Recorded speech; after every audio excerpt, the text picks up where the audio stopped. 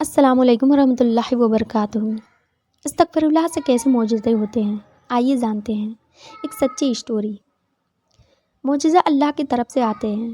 اگر کوئی بھی راستہ آپ کو نظر نہیں آ رہا ہے تو استغفار کریں، اللہ آپ کے لیے ہر راستے نکالے گا۔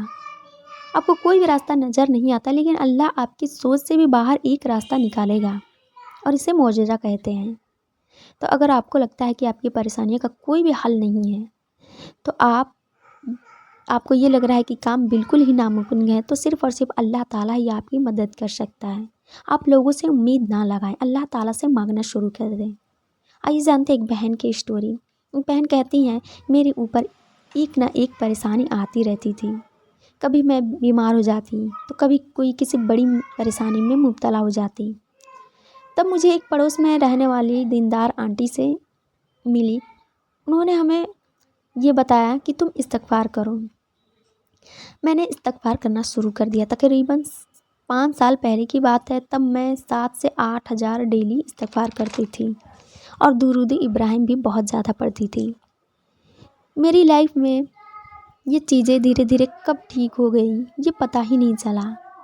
میری گورنمنٹ جاب لگ گئی اور اسی بیچ میری شادی بھی ہو گئی۔ میری شادی کو 3.5 سال ہو چکے تھے۔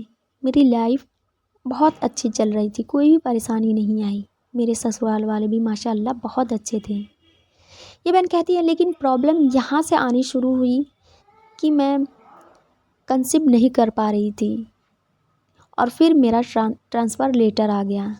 میرے ہسبینڈ اور میرے بیچ پرابلم ہونی شروع ہو گئی۔ انہوں نے کہا تم جاب چھوڑ دو، یا پھر سسرال کے لیے جاؤ یا پھر اپنے گھر چلی جاؤ، اب دونوں میں سے کوئی ایک ہی تم چوز کر سکتی ہو۔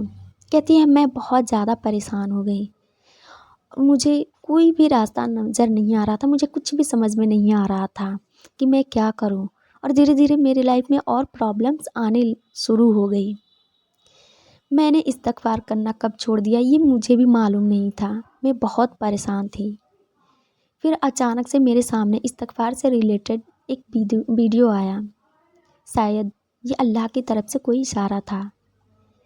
پھر مجھے یاد آیا میں استغفار کرتی تھی، لیکن میں نے اس بیچ استغفار کرنا کب چھوڑ دیا یہ مجھے بھی معلوم نہیں تھا، میں بھول چکی تھی۔ کہتی ہیں کہ شاید اللہ کا یہ اشارہ تھا، اللہ مجھے پھر سے دوبارہ اشارہ دینا چاہتا تھا۔ میں پھر سے استغفار کرنا شروع کر دی، اور ڈیلی بیسس پہ میں روزانہ 10,000 استغفار کرنا شروع کر دی۔ اس بار اور زیادہ استغفار کرنا شروع کر دی تھی۔ درود ابراہیم بھی کثرت سے پڑھنے لگے۔ کہتے ہیں کہ اللہ کا لاکھ لاکھ شکر ہے، میری پرابلم جو تھی وہ سب سالو ہو گئی دھیرے دھیرے، اور پھر سے میری لائف اچھی ہو گئی۔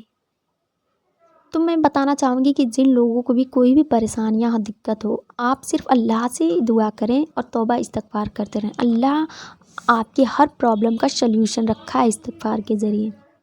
اس ویڈیو کو دوسروں تک ضرور شیئر کریں۔ السلام علیکم ورحمۃ اللہ وبرکاتہ۔